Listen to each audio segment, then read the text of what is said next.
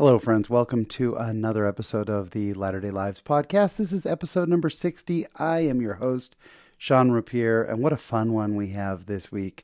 Nate Jones, my guest, is just awesome. The guy is so funny. We laugh because we have a very similar comedy sensibility. I met him when we were doing stand-up. He has been a stand-up comic. He's an actor. He's a writer. We're going to talk all about his very popular book, as well as, we never even got into the fact that he ran for public office. He's just one of those guys where the rest of us sit around thinking, I wish someday, or maybe I'd like to eventually. He's just one of those guys who just does it. And I love the guy to death. You're really going to enjoy this. And then this week in my Latter-day Life, I'm going to tell you a little bit about an answered prayer this week in a gas station. A prayer that got answered in a very unexpected way. That's all coming up. Before we jump into that, if you are not following us on Facebook, we do a lot of our updates on Facebook. Please go follow us. We are at 980 followers. Wouldn't it be fun to hit 1,000 followers? I would just love that. If you get a chance, please go over and follow us. That would be great. Okay, that's pretty much it. So sit back, relax, and enjoy this week's conversation. And one of the pleasures that I have of working somewhat in the entertainment industry is I get to meet a lot of nice people. And you always hear, oh, he's a really nice guy. Oh, that guy's a good guy. No one personifies he's a good guy as much as my guest today. And that is Nate Jones. Nate, welcome to the show. Thank you. So great to be here. I'm so glad that you're here. And I mean that. So Nate and I have run for years kind of in the same circles. And no matter who you meet, no matter who you talk to, you say, do you know Nate Jones? 100% of the time, oh, Nate's such a good guy. That's your reputation, that's great to right? know. That's great to know. Everybody loves you, and people love working with you. Sometimes you'd wonder, No need to wonder. Nate and I met more than 20 years ago. We were both doing stand-up comedy. And Nate has gone on to have the most fascinating life and career. And we've got a ton to talk about. Yeah. But let's take it way back to old school when Nate was a very young man. I was born a young LDS child. No, Wait, you're not LDS anymore. Yeah, you're a Latter-day Saint child. That's right. That's Yes. right. So we're getting away from even LDS. Oh wow. Yeah. Well, we're Latter-day Saint. Okay. We're Latter-day Saints. We're Latter-day Saint. I was just giving you a hard time. But okay. I've said LDS probably 20 times today. But eventually we'll get it out of our systems. I actually like I actually really like the new policy. I love it. I love it because the bottom line is that like I prefer Latter-day Christian or LDS Christian because the word Mormon, we get it. You know what I mean? Yeah. We know how Christian Mormons are. Sure. Because we are Mormons, right? Yeah.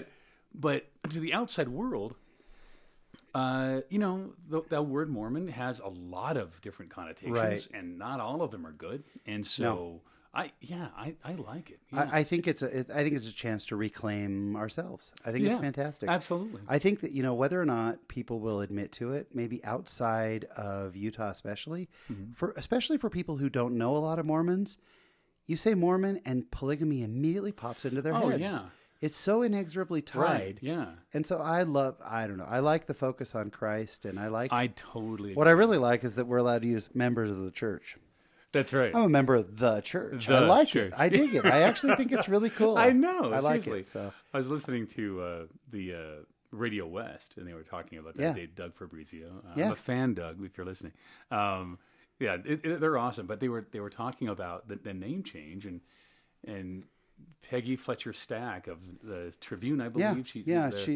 She does all the Mormon Watch stuff and Mormon Land, the podcast. Yeah, right. And she was saying, I don't think that it's a pejorative term anymore. And I'm like, Peggy, you've been in Utah way too long, obviously, because come on, I mean, and whether or not it's a pejorative, it just doesn't maybe mean much of anything. So let's make a move. Exactly. And you know what? To me, the other part of it is, when the prophet says, I've been counseling with the Lord and here's what I feel, I never feel like on the heels of that I should go, I disagree.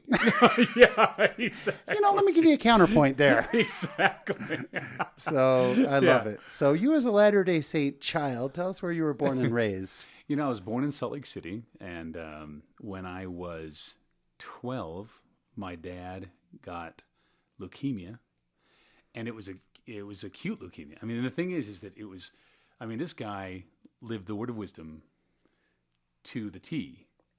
And talk about a trial of faith. I mean, he lived the word of wisdom perfectly. And where it says, you'll walk and you will not faint. You'll have marrow in your bones. Sure. Well, my dad died of cancer of the marrow of his bones, and ouch, right? I mean, so that was like that really hit me. Did he pass away when you were 12? Yeah, he did. Yeah. Oh, and I did not know that. Oh, you didn't know that? Yeah, it was hard. Gosh. Yeah. It was not easy. And here you are at a time where, you're going through all the changes of puberty, plus getting the priesthood, trying to understand the gospel. Right. And you lose your father. Yeah. I mean, it's when you lose your creator, right, or one of them, right, it is Martin Amos, when he was being interviewed once, and this really stayed with me, obviously. He said, they asked him about his father. Martin Amos, of course, is this famous British writer, I guess. And he said, death of father is a many-layered thing. And I thought, wow, that is... Because it really is true. It's a very many-layered thing. And I really liked the phrasing of that, because, gosh, it really is. I mean, it is, yeah. When you really think about it, it touches on every other part of your life. Well, I think maybe double down on what we believe about families. Right. Because now what does this mean? I mean, what does this all mean? Yeah. Like, you've got families are forever. Mm-hmm. Well, how does that work? Right. All of a sudden, you're 12 years old. Your understanding of God's plan for families was very different. It became very advanced. Oh, absolutely. And that really, and you're right. And it was almost like I was forced to think of those things in terms of the eternal perspective. Yeah, you had no choice in the matter. Right. So your father passes away. Now, going back, you have some brothers. Yes, I'm a triplet. I got You're two a triplet. brothers. Yeah. My Are two you brothers. Identical? We were actually two fraternal twins that split. So Norm and I look alike, and Neal had his own egg. What do you do? Yeah. And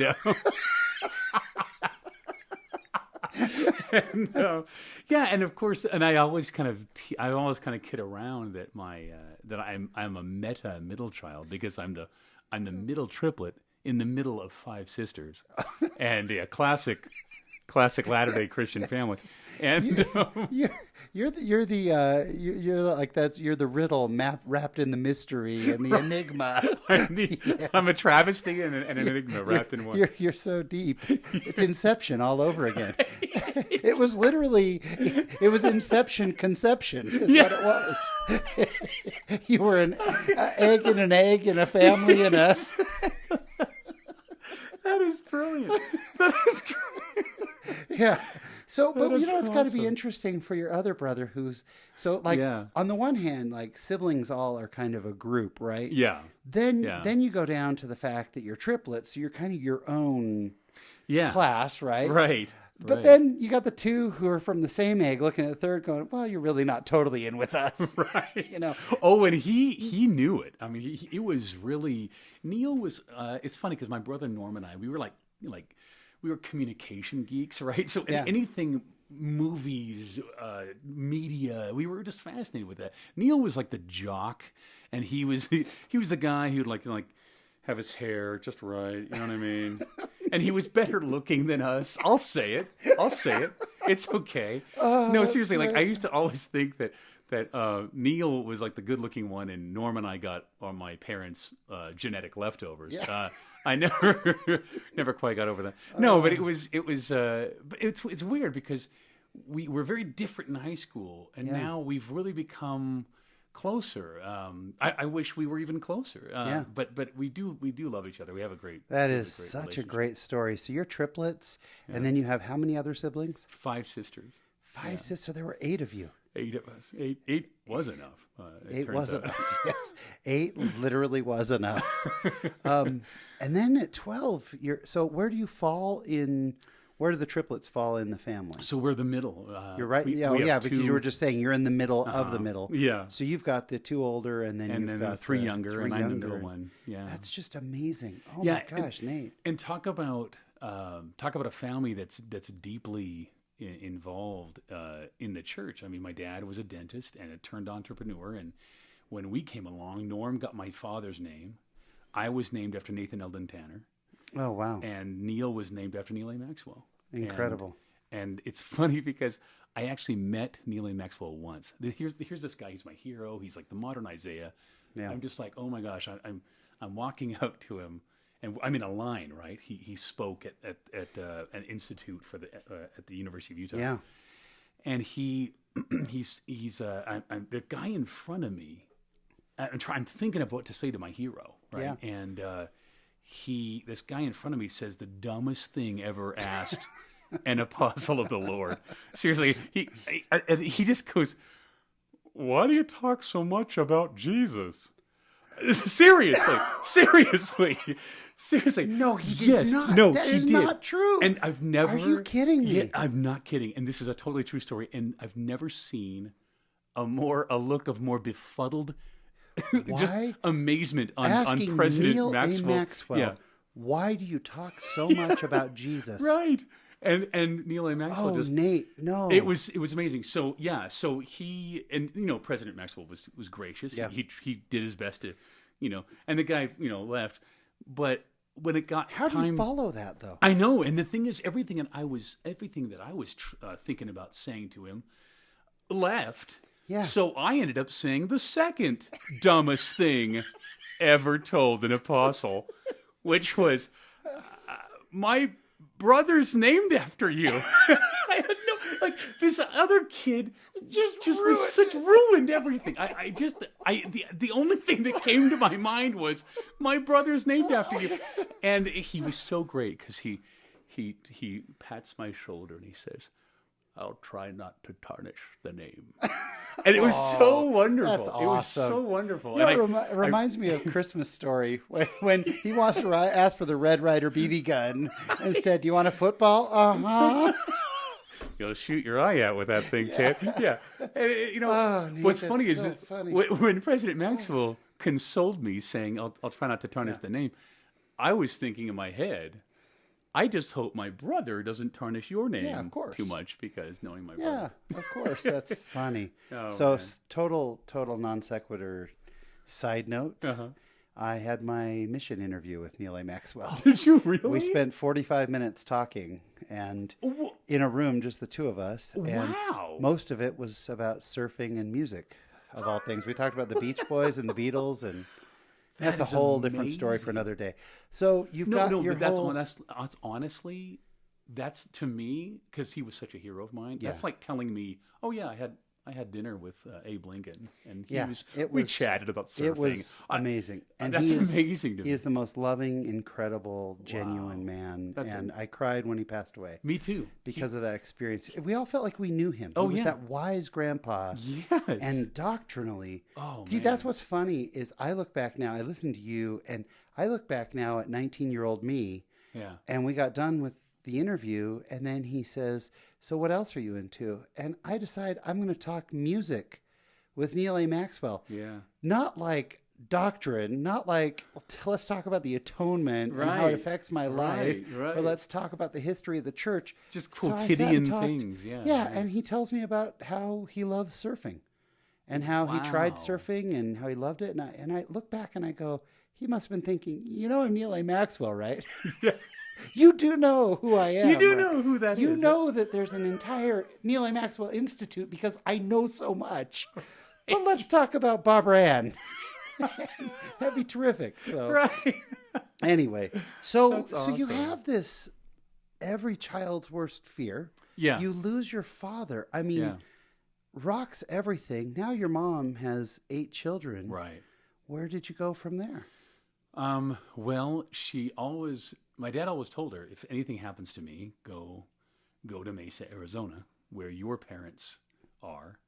And I mean, my grandpa, Milan Smith, was the state president in the 50s over all of Washington D.C. So I'm kind of name dropping here because my grandpa was Ezra Taft Benson's right hand man. Holy cow! When he was when he was Secretary of Agriculture in the 1950s under Eisenhower, and it was and my grandfather even had a big hand in exactly where the D.C. temple is now.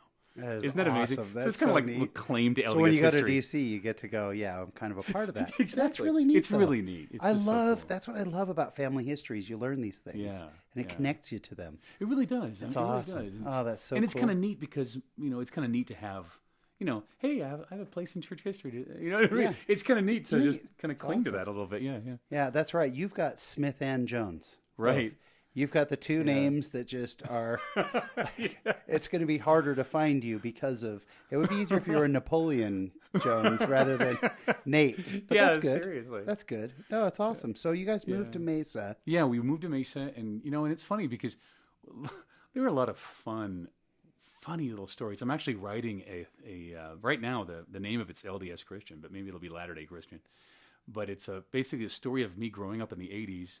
As a teenager and being a part of just that world, and because there's so many things that happen, and I really like, for instance, here's a classic story. So we all got our mission calls, right? All the guys in the neighborhood, East Mesa, Arizona. It's in the '80s. We're sitting there waiting to go, and there's this girl. These girls, that if they did know the true meaning of the hymn, "I'll go where you want me to go, dear Lord." Yeah. If they did know the true meaning, they never really got it. Really, yeah. You know what I mean? Like, because she shows up. We're all sitting on our bikes, just kind of like hanging out and talking, and she shows up, and she's like, "Hey guys, how are ya?" And we're like going, "Great, hi." And she's like, one by one, she's asking us where we're going on our missions. And it was so hilarious because it was like she was asking, what kind? It was like fashion or something. Yeah. She's asking, "Hey, so Talmadge, where are you going?" I'm going to Spokane, Washington. "Oh, really?" You know what I mean? So she was just like that, and then one by one she's asking. Yeah, one by one she's asking all of us. And this girl was not that bright. Okay, so this girl was not that bright, and so she's asking my friend Dave, "Where are you going?" "Paris, France." "Wow." "Paris, wow." And she asked my brother Norm, where are you going, Norm?" "I'm going to Columbia." "Is that near New York?" It's with two O's. It's a country. Colombia. Yeah, it's Colombia. And she's like, "Oh, okay." And so my brother Neal my brother Neal decides to just mess with her, right? Because he just knows. Yeah. So by the time it gets to him, Neal's so quick. And to this day, he's one of the funniest guys I've ever known. Yeah. But he's so quick. She gets to him. "Neal, where are you going?" "I'm going to Portland." "What? Portland? Where's that?" "It's in the West Indies." "Oh, wow. That's amazing." And she said, "What language do they speak there?" "Portuguese." "Wow, they speak Portuguese in Portland." And it was because Neal went to Oregon, right? It's Portland, Oregon. But of course, he doesn't want to tell this girl that he's going to Portland, Oregon, right? Oh my gosh, it's such a classic. What a great place to grow up. It really was. You know what I love about Mesa is that it's it's a great hybrid of lots of members of the church and lots of other cultures. Mm-hmm. It's this incredible mixing pot. Whereas we're, Utah and I would say even Idaho, it's not only a lot of members of the church, right? But we're a little bit uniculture to a certain extent, right? It's changing, I believe. It is changing, and for the better, But Mesa has always been this incredibly colorful, beautiful place. Yeah, and that being said, it's still a lot of structure. Like a third of it, though, is LDS. Yeah, when I was there, so only a third of it's LDS. So that's kind of interesting. But it's a neat place. Oh, so. It is. Gosh. Yeah, that's awesome. So you go on your mission. So where did you serve? I went to Puerto Rico, San Juan. Puerto Rico, San Juan. And you know these San guys. Juan. San Juan, Puerto Rico. Yeah, you got to make it the Puerto. Yeah, it's so funny. My favorite is when you hear missionaries who have come home and they're not sure if they want to tell you they were serving a mission, but they'll go, oh, yeah, it's good to meet you. I was actually living recently in San Juan, Puerto Rico for 2 years. Oh, really? What were you doing there? Yeah, exactly. You don't say. Like you don't say 2 years. Oh, really. 2 years. You're 18. You were there for 2 years. What were you doing? What on earth were you doing there? And it's funny because there's also the missionaries when I got home. I don't think it happens much anymore. I hope not. But, you know, the guys who wear it on their sleeve, especially like, you know, like literally wear it on their sleeve. Like they'll wear the San Juan flag shirt every day. Yeah, seriously. Or like to impress girls at a dance. I remember walking past this dance, and I was at a dance, a steak dance in Mesa, and this it was so funny because I'm walking past this guy, and this guy goes, this girl goes, "Where'd you serve?" "I served in Buenos Aires, Argentina." And it was just like, she's like, "Wow!" And I'm like, and you know that the guys who didn't go Spanish speaking or whatever, I roll in their eyes, going, "God, dude, thank you, Latino Batman." Yeah. Exactly. Argentina. Yeah, exactly. I'm not the missionary that Argentina deserves. I'm the missionary that it needs.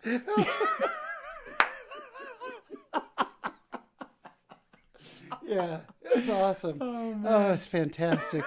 That's so funny. So what was your experience in Puerto Rico? Was it great mission experience? Oh, Puerto Rico was great. I mean, yeah. Puerto Rico was I love Puerto Rico. We've been 3 or 4 times. Oh, is that right? I love San Juan. It's beautiful. The people are wonderful. Gosh, it's hot. Oh, yeah. It is hot in San Juan. Especially on that southern end. Oh, gosh. Very, very, yeah. But, like, the history of San Juan, the pirates and castles. Oh, it's amazing. Yeah, it's a beautiful place. All the way back to the 1500s. You know, it's funny because recently a Puerto Rican lady told me that she said, "You sound Cuban." I'm like, really? So I guess since my mission, I've been to España, I've been to Spain, I've been to Mexico a few times, and I guess that I have been fascinated with Cuba. I'm amazed at Cuba. Yeah, but it's interesting that they would say that my accent has changed to sound kind of Cuban. I mean, that's kind of interesting. Oh, yeah. Maybe it's because you were talking about socialism and cigars or something. Maybe that's it. Maybe it's just what you were talking about. Maybe that was his Cuban, context, so right? Maybe that's it. So you get home from your mission. Did you go back home to Arizona, or did you immediately come out to Utah? Because I know at some point when we met, you were here in Utah. Yeah, I think early on I just decided, because again, like all my friends were going to the Y, or they were going to the University of Utah, and I went to a wonderful, wonderful institution called Utah Valley Community College. Yes, UVCC. Yes, UVCC, and now it is UVU. Yeah, and in between it was a UVSC. Yes, it was a UVSC, state college for a little while. State college. Like, hey, we're a state college. And you know what's amazing? UVU, now UVU. Yeah. Such an amazing institution. Oh, my goodness. I mean, that campus is incredible. And it's kind of miraculous. But back in the day, it used to be, where do you go to school? I go to UVCC. Oh, you couldn't get into BYU? Yeah, exactly. And I got that a lot. It was funny. No, but and not to drop names, but he's a favorite person of mine, Matthew Holland. Yes. He was my bishop, actually. Oh, no way. East you of had BYU, Bishop Holland. Yeah. Oh, that's amazing. And he was my bishop when he was called to be president of UVU. And this is kind of a fun story because my wife and his wife, Paige, were visiting teaching companions. Oh, wow. And so they got talking. And of course, my wife comes home and says, "Honey, why can't you be the president of something?" And I thought, yeah, okay. I go, "Honey, I'm the president of this, vice president of this house." I pulled it out of a new nosedive. Yeah. Just before answering that one. Yeah. You just about made a bad situation worse. Yeah. Oh, but we love the Hollands. They're amazing, people. amazing people. And the amazing things that he did for. Oh my gosh. It really is. It's impressive. It's so a big amazing, deal what he was able to do there. And, oh yeah. So what was your plan then? You're home. You're going Yeah. to UVCC at the time. Right. You're the return missionary. You're the cool guy, like speaking Spanish and just being cool. And it's funny because I got into that. That's about then is probably when we met, right? Yeah. Around then, and especially when did you start doing stand up? I started doing stand up while I was at the U. Actually, I was when I was doing stand up, mid '90s, early '90s. Yeah, that's when I started getting into theater and studying acting and everything like that. And we probably met doing stand up in like '96. Yeah, that sounds about there. right. Yeah. You were so funny. You know what I loved? Likewise, man. You told a lot of storytelling jokes that had like 25 jokes baked into them, and I was always so jealous of it. It wasn't. Really? It wasn't like just patter punchline. Right. You tell a joke, and then like halfway into the story, there's a punchline. Then there's another one, and you're a very good comic. Thanks, man. I don't know why, Nate. You have the ability to make me laugh. Like, I mean, it's fantastic. You have a great way about you. Thanks, man. At some point in here, LDS Film at the time, Latter-day Saint Film, well, I'll get used to that. Latter-day Saint Film, the film kind of thing takes off, right? And we end up with God's Army kind of kicked it off. Right. And then we get all of the Hailstorm type films, right. Singles Ward and the RM. And all of our friends doing that. And you decide that it's the perfect time to do a Nate Jones production. Tell us about the work and the story. What is it? And it's fun that after all these years, that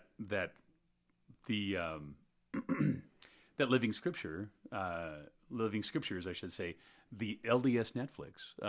The movie is actually streaming on there, including a little short companion movie. Oh, is it really? It's That's derivative awesome. of the actual film, but it's slightly different. It's called Peter, Mormon Filmmaker, and kind of fun. It's just about the character that I play. Yeah. Crazy. So tell us the backstory. What's the story of the work and the story? So the story behind the work and the story was that I was in Los Angeles, and I was just I was teaching in South Central LA. That's a cultural experience, and I was.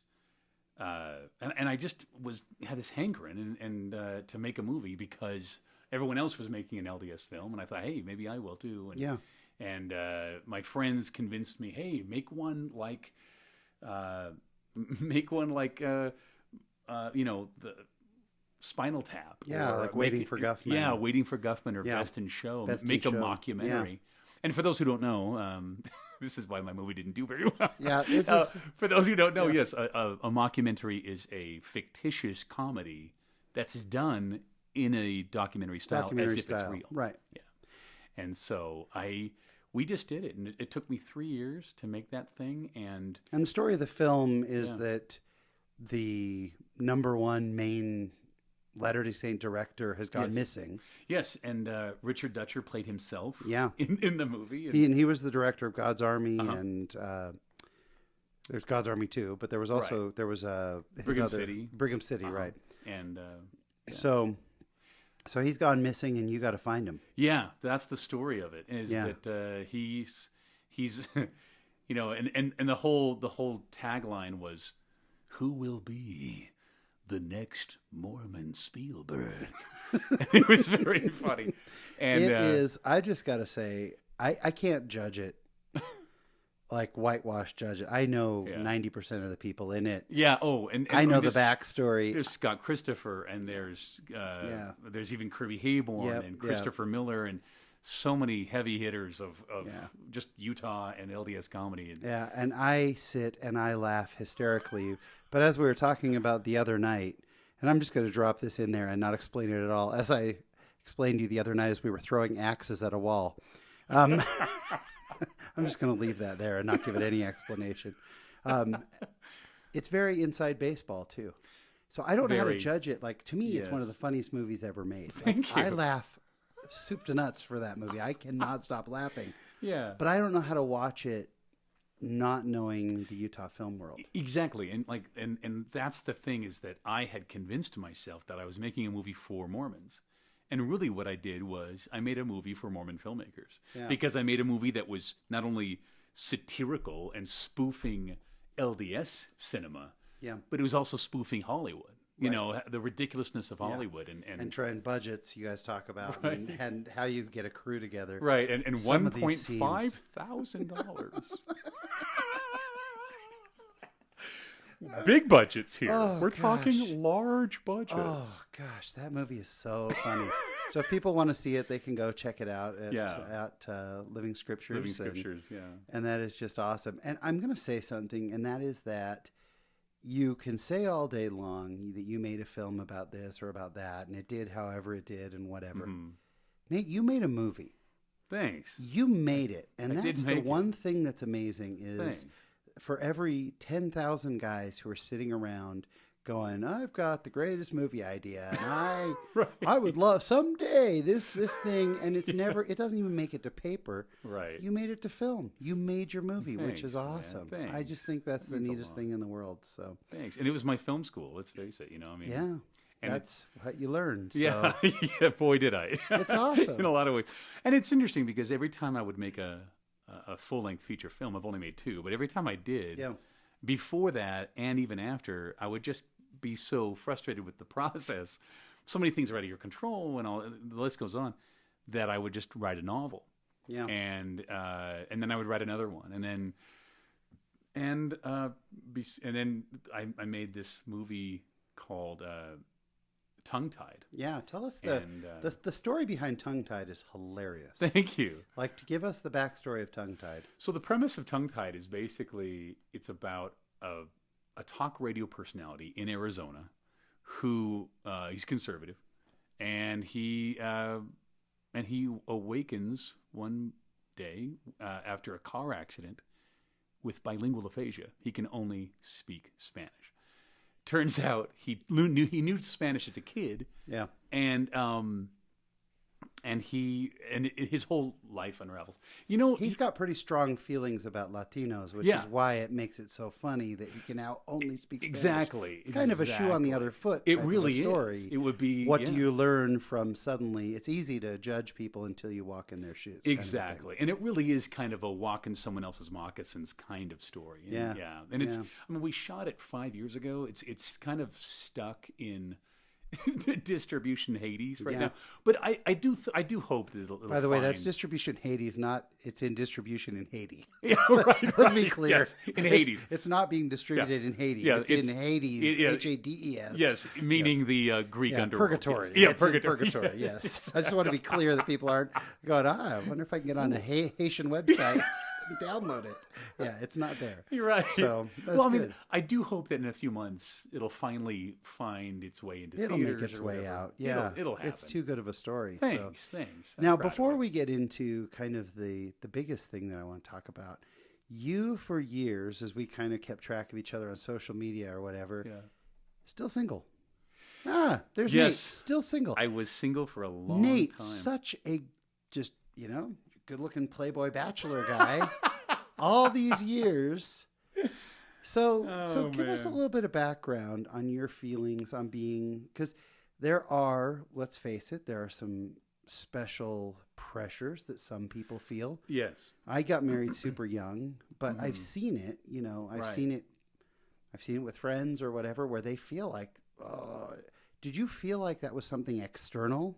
Or did you feel like it was internal, or did you not feel it at all? It was probably a combination. I mean, I felt, I'll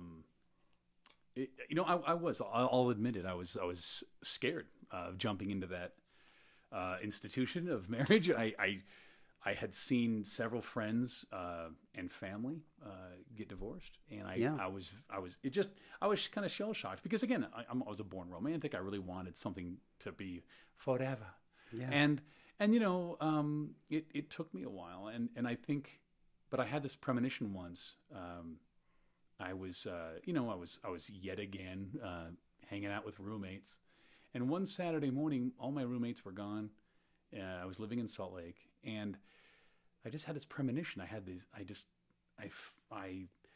It's almost like these, I don't know, spirits that wanted to come down or something. I don't know, or if it was just a, I'm gonna give you just a tiny hint of what might have been by now.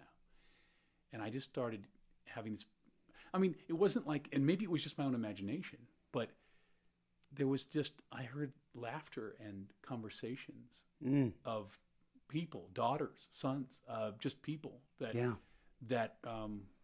wanted to be here and that I could share my life and self with.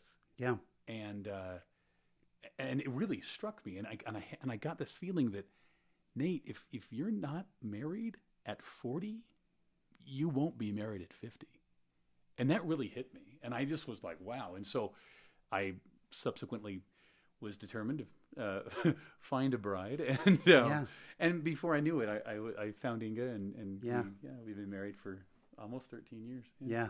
And Inga, you have such a beautiful family. Thanks. Tell us about your kids. Well, Ilona is 26. She's not living at home. Yeah. But she's not living in our home. But yeah. But and then there's then Alina just turned 18. Amazing. She's starting UVU. It's just amazing. Incredible. And then Richard is 16 in November. He's 10th grader at Timpview High, and then Evelyn is 12 in November. Weird. Incredible. And Dimitri Jones is 11 in February. So just amazing. What a blessed life. Oh, I'm so lucky. I really am. It's just so neat the way it all came together. And yeah. So would you describe Inga as a patient woman? She's patient. If you're married to a comedian, there's a special place in heaven. There will be its own room for women married to comedians. Does it drive Inga crazy when people ask her if it's fun to live with you? Well, if you ever want to see my wife's face. Well, it's funny because Inga really is so patient with me. She just accepts me, and when I have my these big dreams of getting my stories out there, and she's patient with me. She still will say no, and when I pay $6,500 for a billboard to sell a book, she's angry for a while, and maybe she still has that deep-seated resentment. But no, but she's really been great lately. I mean, honestly, especially she really has been very supportive. Yeah. And that's so important, honestly. Well, and now that brings us to Nate Jones, decorated author. Tell us about Dragonkin. Well, Dragonkin started between conversations with my brother and I. And he had this idea, and he just thought, I keep thinking about this thing, and I told him, I said, well, if you want a little dragon child story, you have to come up with a way to approach it. And so off the top of my head, right then, I said, what if dragons, what if they were real in the 5th century AD, and then as they were being hunted down, they decided to become genetic stowaways on the very creatures that were trying to kill them. Yeah. And 70 generations later, we have our hero who discovers that he carries ancient dragon DNA. So it's literally a boy with dragon DNA. Yes, it's really fun, and it's awesome. And it's fun, and I wanted to make something that kids, 11 to 111 could enjoy, and I think I did it. I mean, it was a lot of work for 3 years, but it was. So it took you 3 years to write. How many pages is the book? 243. That's a big book. It's a big book. I mean, do you know the word count? In terms of about 68,000. Wow, that's incredible. And it was, and I probably wrote, I wrote 3 or 4 times that. Yeah. To just polish it, because I knew that most of my training was in film writing. Yeah. But I used to write prose, and I still loved it, and so I just decided to push through, and it was really, I had some amazing, really spiritual moments actually, because I wanted there to be, I mean, I'm a teacher, and so I wanted to inspire, and I wanted to guide. but I didn't want to do it in a pedantic way or some kind of preachy way. Right. So I wanted those themes to be subtle. But there are some spiritual themes in Dragonkin. There are, yeah. About who we are and where we come from and how we treat others and all those things. Yeah. And there's three kinds of fire. There's fire spew. That's the fire that comes out of their mouth, of course, that they can, And then there's eriphis, which is it's the purest form of dragon communication. And it's purple, blue, and green flames, right? Yeah. So it's on the opposite end of the color wheel of regular fire. Yeah. And it doesn't burn. Interesting. Dragon people spew this type of fire all over each other, and they can wordlessly. That's how they communicate. Yeah, it's really neat. And then there's a little parallel there to spiritual communication. Oh, there is, and the last kind of fire is the fire within. Oh, awesome! Which has, of course, gospel associations with it. Yeah. So if people want to find Dragonkin, it's important. It's Dragonkyn, and it's all one word. Yeah, all one word. And you'll see it by Nathan Smith Jones, Dragonkin. And by the way, if you go look it up on Amazon right now, 4.5 stars in reviews. People love this book. Thank you. Yeah, and you are in a unique club. You're only our second author here in this club. We had Gainalyn Condi a few weeks ago who had a really nice foreword. You have a little review on the cover of your book by a fairly well-known author. Who gave the review on the front of your book?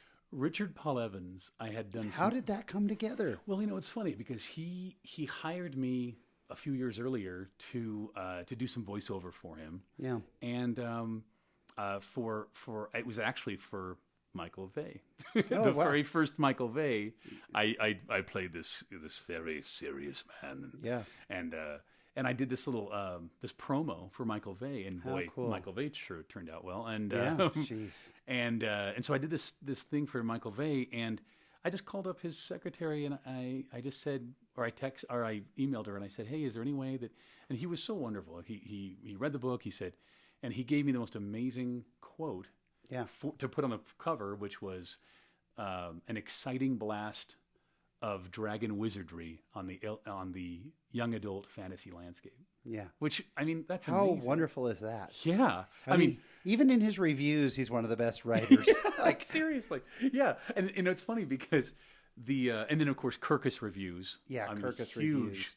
Incredible. They called it a superhero series opener that is sure to work quick, indelible magic on audiences. Oh, gosh. How could you ask for anything more than that? How My great goodness, is that? I was just like, wow. And when you read the reviews on Amazon, you've got super fans. And we're going to ask you the question they're all asking. When's the next Dragonkin? That's what everybody wants to know.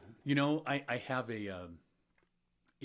book 2 is probably going to be out in a year.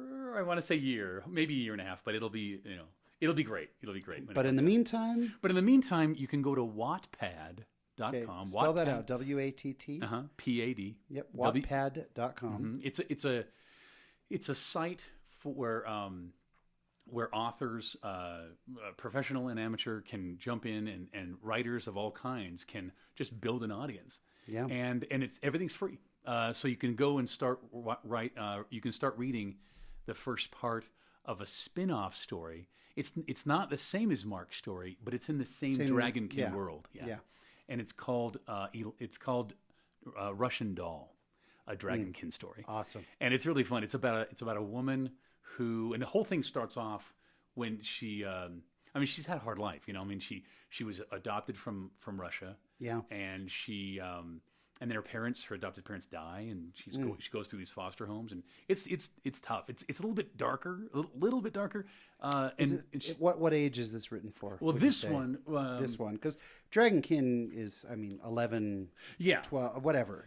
And Dragonkin is there's no swearing, there's no sex, there's some violence. Yeah. But so in a way, it's kind of like the Book of Mormon. No, so hopefully, that'll I have that in common with an amazing book of scripture.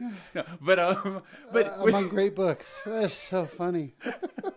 But in Russian Doll, yes, it's about a 19-year-old woman, and she's been through a lot, and it does have some adult themes in there, but it doesn't. I mean, I still try to keep it PG. Would it be more late YA, like 17, 18? Yeah, I would say and that. Up, or more YSA, like in your 20s? I would say 17, 18, because the very few like swear words that are in there, they have like asterisks. Yeah, so they're like a bleep. You know what I mean? Not even, So I don't actually say the so people can go to Wattpad and they can check that all out. Yeah, and I think it's Nathan Jones 085. Yeah, or they can just look up, or they can just try to find. And if people want to Russian Doll. Now here's the ultimate layup setup for you. Are you ready? Okay. Nate, I don't have time to sit and read. I'm just way too busy doing things with my hands. If only someone could read it to me. Funny you should say that. Because, Sean, I happen to have taken the last 8 months of my life. Yes. And this project took forever, by the way. Yes, it really did. This project could have been done in about 2 weeks. You could have had Kirby Hayborn do it. I know. Because that's what he does. He does. But instead, we get Nate Jones. That's true. As read by the author. As read by the author. So I read my book, and it took me 8 months, because, again, everything else on my plate. Of course. I have a couple teaching jobs and everything.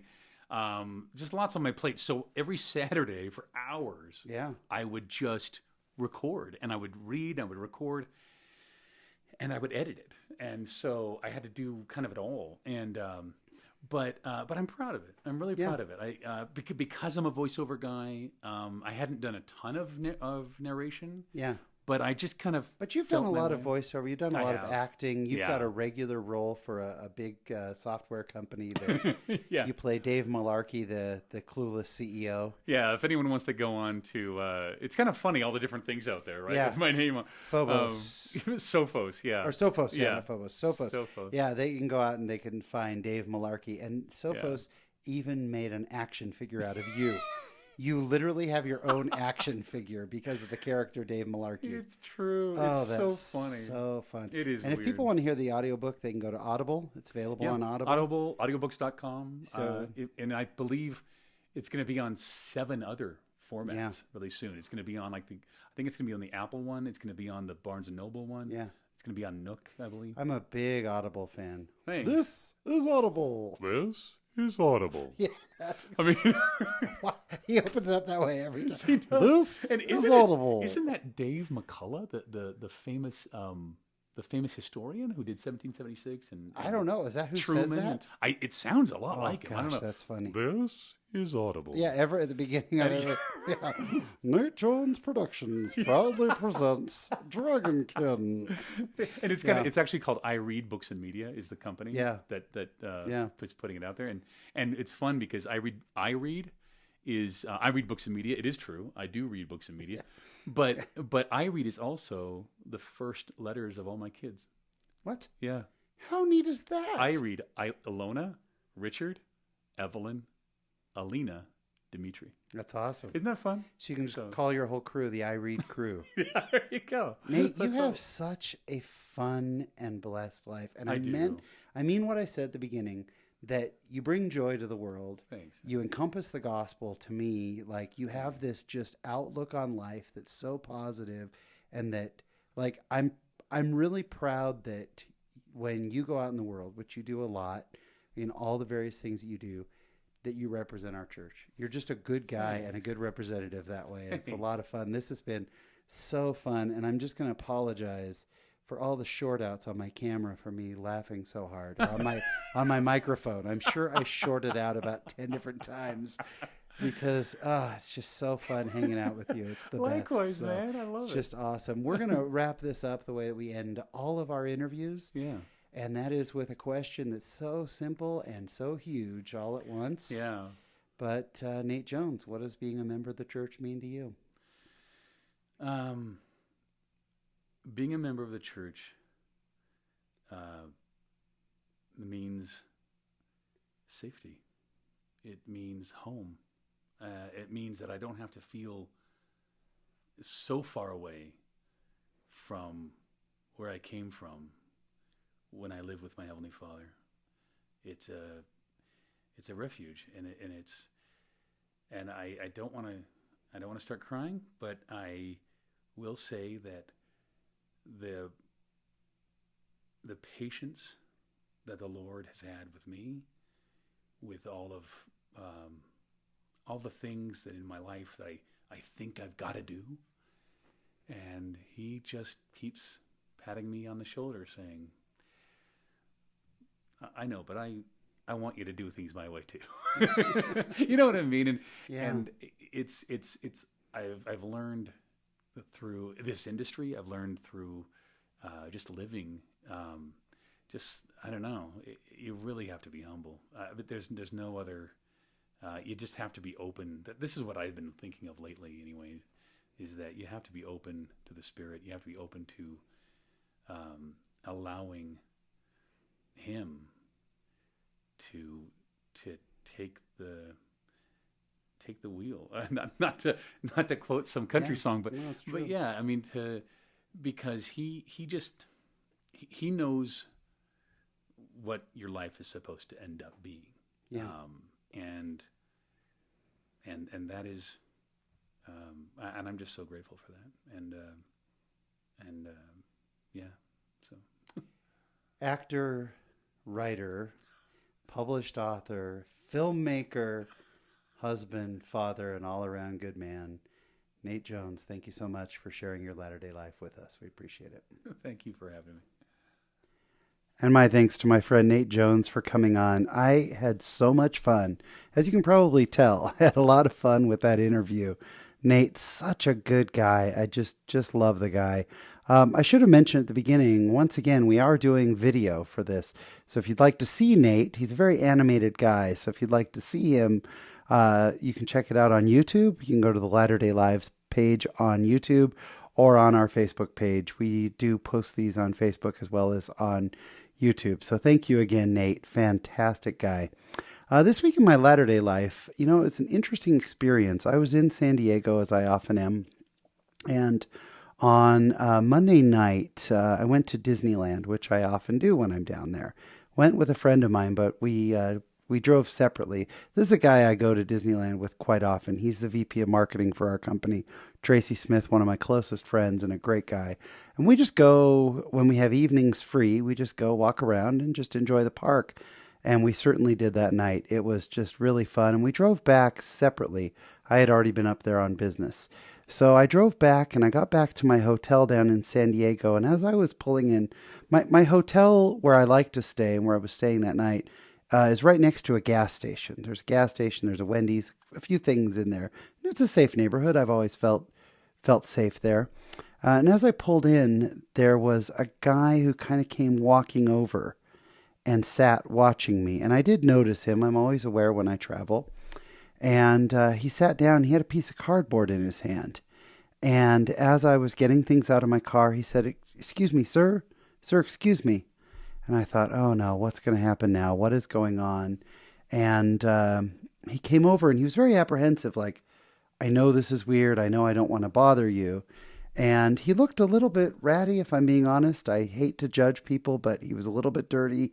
And he said, I'm so sorry to bother you. And I've had this happen before where people come up and say, "Oh, my car ran out of gas and I'm just trying to get somewhere. Can you give me money?" And usually what I try to do is say, "Well, why don't I help you fill your tank?" And then they go, "No, I'll just take the money. My car is a few blocks away," and it's a story that doesn't make sense. And this is what I had expected with this gentleman. But he came up and said, "You know what? We're coming up from Tijuana. We buy a bunch of stuff in Tijuana, and then we do the LA, what do they call that? Flea market." He said, "We do the LA flea market, and we're coming back from Tijuana, and our car has run out of gas, and I have no cash." He said, "I just have no money." And he said, "I made this sign to ask people for help. I've been sitting on the corner for 2 hours and nobody has helped me." And it all sounded very suspicious. And I said to him, "You know what? There's a gas station right there. I'd be happy to put some gas in your car so you can make it to Los Angeles." And he said, "Oh, that'd be wonderful." He said, "My girlfriend is in the car. We've been sitting for 3 hours. If you wouldn't mind just putting a few bucks in, that would be great." Well, I was kind of surprised, like, oh, he actually is hoping for gas. And so he went and he got this van and started to pull around, and I started to get nervous. This was not a good-looking van, you know? And in your head, you have these things happen where I thought, you know, it's midnight. Are 20 people going to jump out of that van?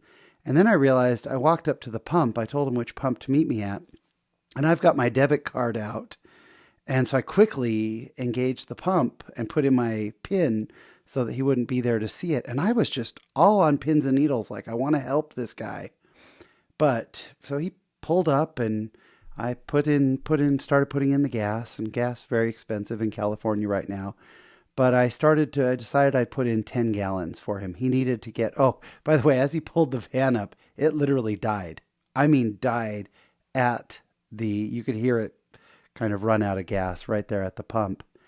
And he got out of the car, and again, I was still a little bit cautious, and he said, "Oh, thank you." And his girlfriend from inside the car yelled, "Thank you, sir, thank you."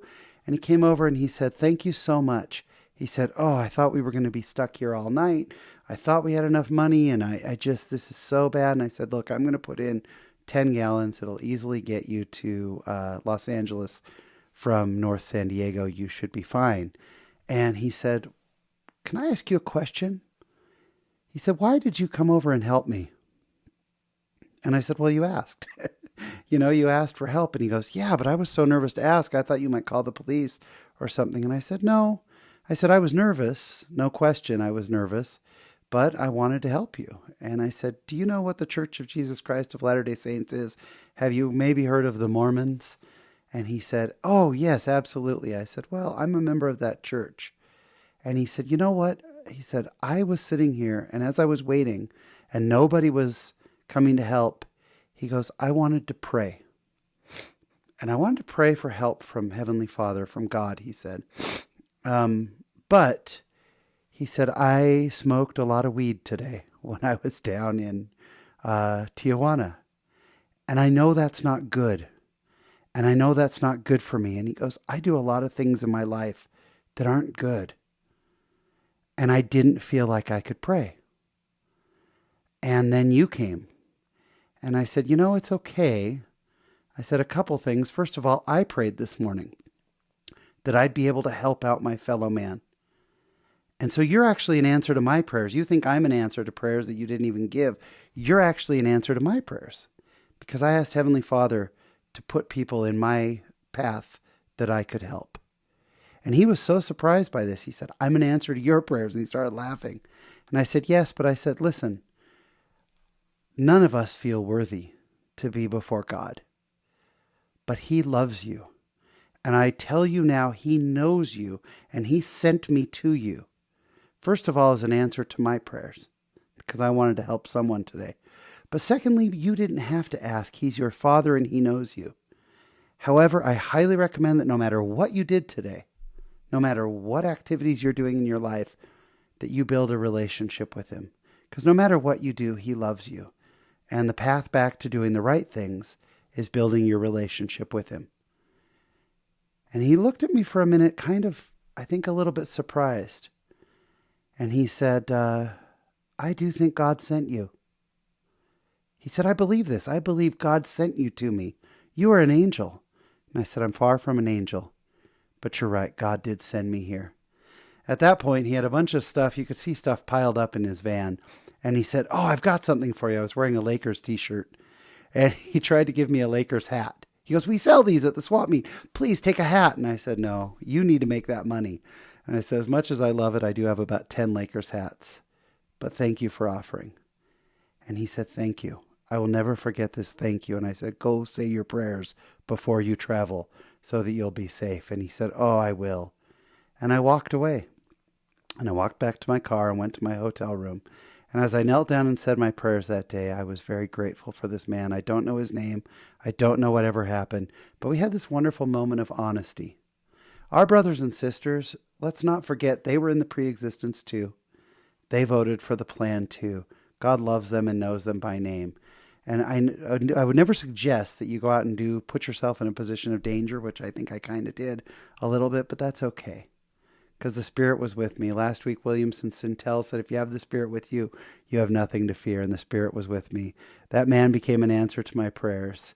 and I'm grateful for it. And that's what's happening this week in my latter-day life. I want to thank you again for checking us out, whether you're listening to us or watching us on YouTube or on Facebook. Our audience continues to grow, and thank you.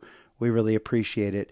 If you would, follow us on Facebook or give us a review on iTunes or wherever you can leave us a review. We really appreciate it. So until next week, when we will have another fantastic episode, please remember, as always, there is a great, big, beautiful world out there. So go be in it, just not of it. Thanks for listening.